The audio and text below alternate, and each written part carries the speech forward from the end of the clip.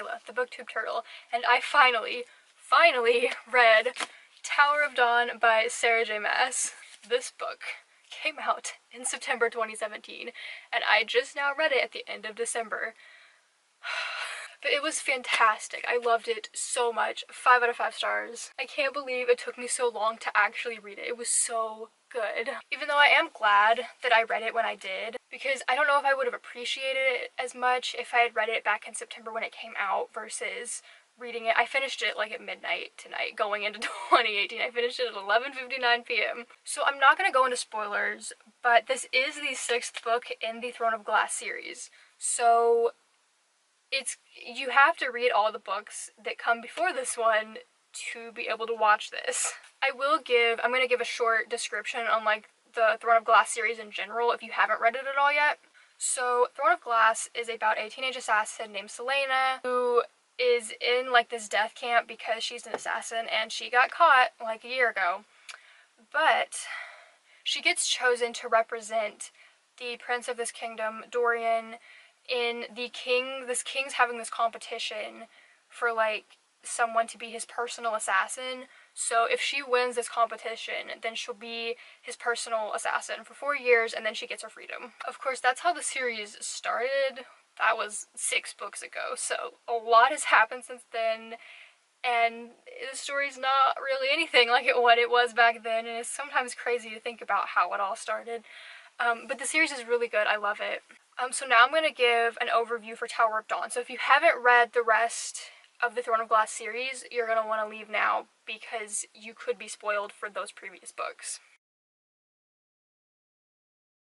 So Tower of Dawn is in Chaol's point of view, and it takes place during the same time that Empire of Storms is taking place. So Chaol and Nezran are heading to the southern continent to get that kingdom to join them in this war that's about to happen. And they're also trying to find a healer to help Chaol because he's like paralyzed from the waist down from what happened at the end of book 4 when the castle exploded.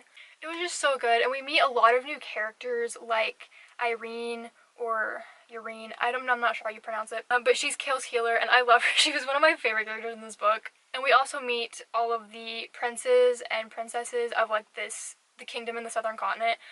My favorites being, I don't know how to pronounce them, but Sartok and Hazar. I loved both of them so much. And it is definitely true what people have been saying about this book changing their opinion on Chaol. I've stated in many videos that I just had a lot of issues with him because of events from book 3 and 4, and that's why I kept putting this book off. I didn't want to deal with Chaol. And honestly now, I think he's one of my favorite characters. He might be in like my top 5 favorite characters of this entire series.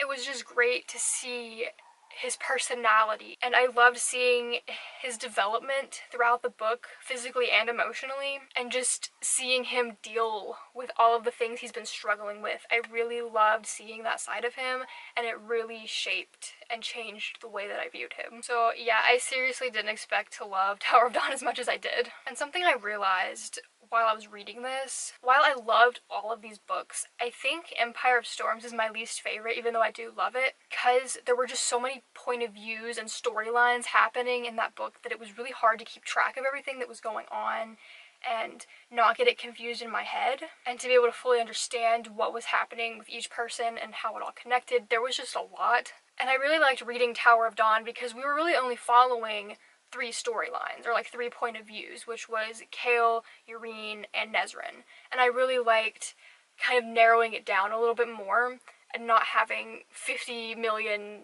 people going in all of these different directions. But yeah, I'm so excited for the 7th book in this series, which I believe is coming out in September 2018. Let me know what you thought of this book, if you've read it, or if you plan to read it if you haven't yet.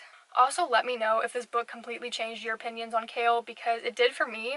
Thanks so much for watching. If you enjoyed this video, be sure to like, comment, and subscribe. Bye!